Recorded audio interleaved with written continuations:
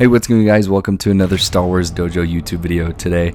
I hope you guys are having a great day. Guys, Mandalorian Season 3, Episode 3 was just released. It was a pretty interesting episode.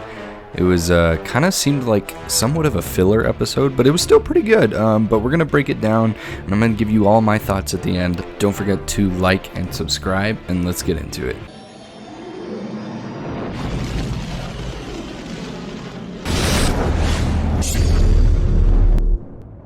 The episode starts off with the cliffhanger that was left with us from last week's episode.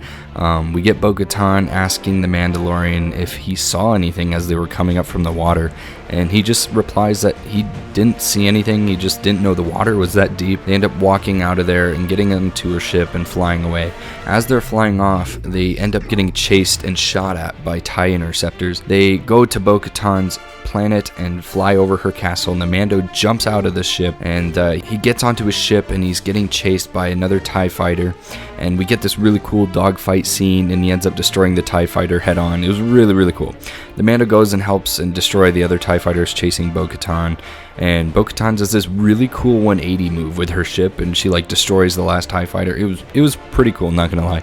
Then we see a bunch of TIE bombers heading towards her house, and they end up blowing up her Mandalorian castle. She gets very upset and she goes to chase them down, but then they realize there's about 25 TIE fighters coming their way. They turn around and they head up towards the atmosphere as the TIE fighters are chasing them. They go into light speed and they get away. The show then cuts to Coruscant. It was amazing. Then we see the opera. I just want to say this is really cool that we're seeing the opera, because this is the same place where we saw Emperor Palpatine talk about the story of Darth Plagueis the Wise to Anakin Skywalker, and it's just really cool to really be reminiscing this and seeing this place again, the same red carpet and everything. It's really cool.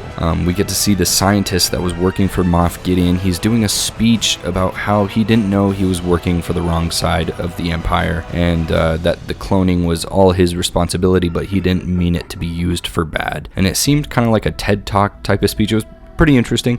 But then we see him speaking with the audience members afterwards, and he gets into a cab to go to his apartment that was assigned to him, because it seems like he was brought here on a mission for the New Republic. He gets out of the cab and walks to be greeted by more scientists and officers for the New Republic. They welcome him to the Amnesty housing. They give him a drink and introduce him to everyone, and then he reunites with G68.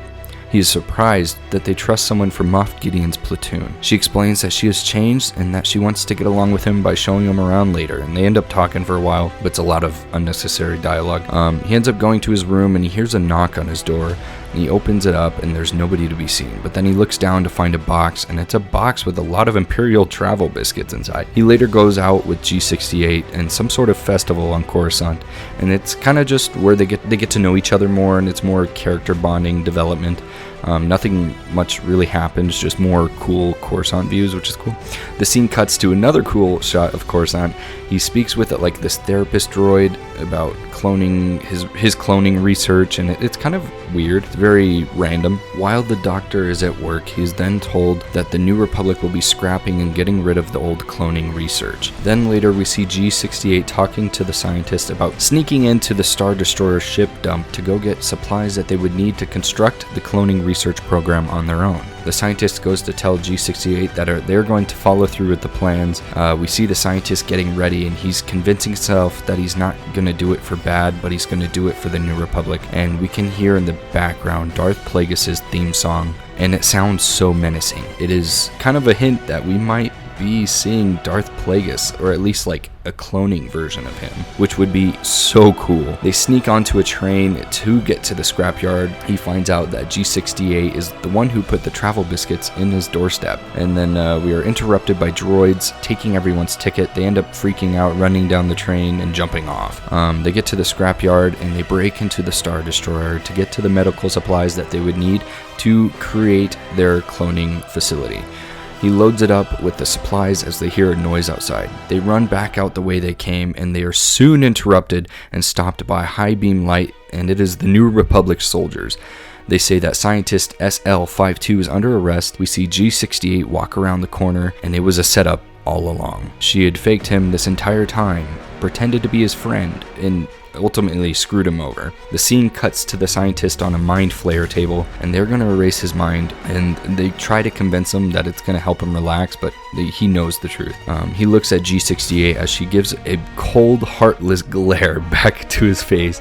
The scientist freaks out before they force him under and turn it on. G68 asks to watch him alone so that way she can keep an eye on him, and she ends up cranking that shit, and we watch him struggle and being tortured as she eats her victory biscuit.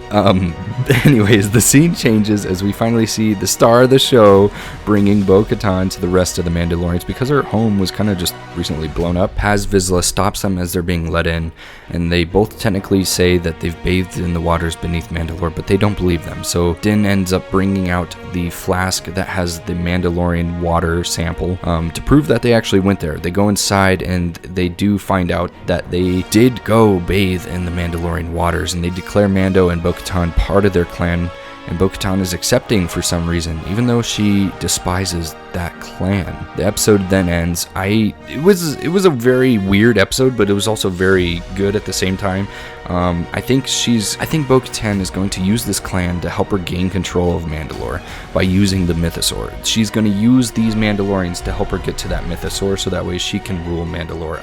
That's my theory. I don't know exactly if that's going to be true, but honestly, I enjoyed this episode and I hope you guys enjoyed it too. Please leave a like, subscribe, tell me your thoughts in the comment section down below. What do you guys think is going to happen next week? Because I am very curious to where this is going to lead. Anyways, I hope you enjoyed the video. I will see you guys next week, and may the Force be with you always.